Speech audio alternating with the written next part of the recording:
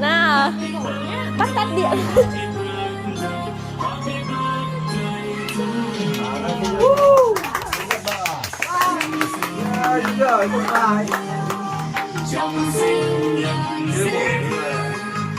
Mẹ ơi.